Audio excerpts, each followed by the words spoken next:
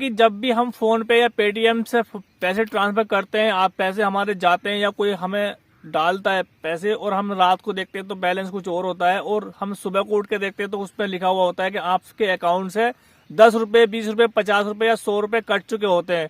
तो ये दिक्कत क्यों आती है? इसी दिक्कत को जानने के लिए हम इस वीडियो को बना रहे हैं, और हम बताएंगे आपको कि इसका सॉल्यूशन क्या है, हम कैसे अपने पैसे कटना रोक सकते हैं।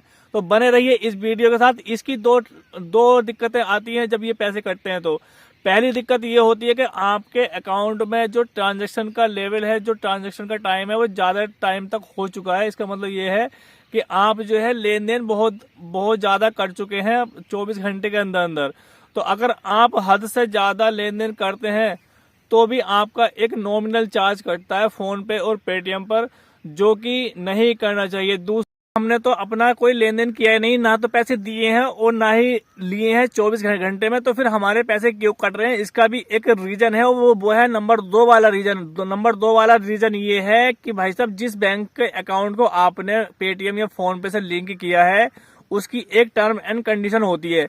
वो टर्म एंड कंडीशन क्या होती है कि आपको रखना होता है मिनिमम बैलेंस अकाउंट के अंदर। मिनिमम बैलेंस का मतलब होता है कि एक महीने के अंदर अंदर लगभग 500, 1000 या 2000 या 10,000 रुपए आपको अकाउंट के अंदर रखने ही रखने होते हैं। अगर उससे कम अमाउंट आपका उसमें रहता है तो बैंक एक चार्ज काटती है। फोन पे चार्ज नहीं काटता, फोन पे चार्ज नहीं काटता है, बैंक एक चार्ज काटती है। जैसे अगर आपका अकाउंट जो है सरकारी बैंक में है तो उसमें जो मिनिमम जिससे खाता खुलता है हमारा, आपने सुना होगा कि 1000 से खाता खुल रहा है, 500 से खाता खुल रहा है। वो 1000 से खाता नहीं खुलता है, वो 1000 रुपए आपको खाते में रखने होते हैं। अगर उन 1000 रुपए से कम पैसे अगर आपके अकाउंट में होंगे तो बैंक एक चार्ज काटता है, जो कि हर महीने की 30 से लेकर 7 तारीख के बीच में कटता है।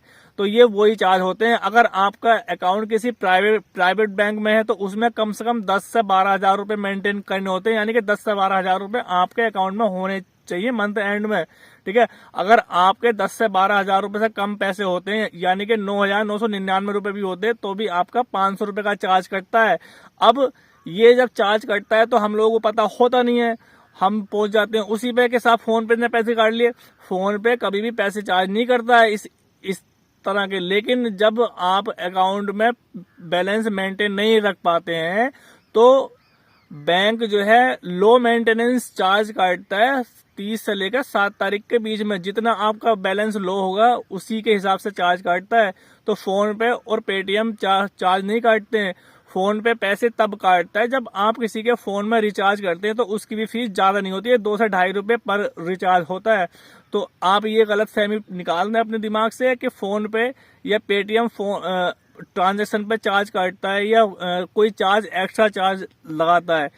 फोन पे और पेटीएम एक ऑनलाइन प्लेटफॉर्म है, ये कोई चार्ज नहीं काटते हैं, सिर्फ बैंक पैसे काटता है आपके अकाउंट से।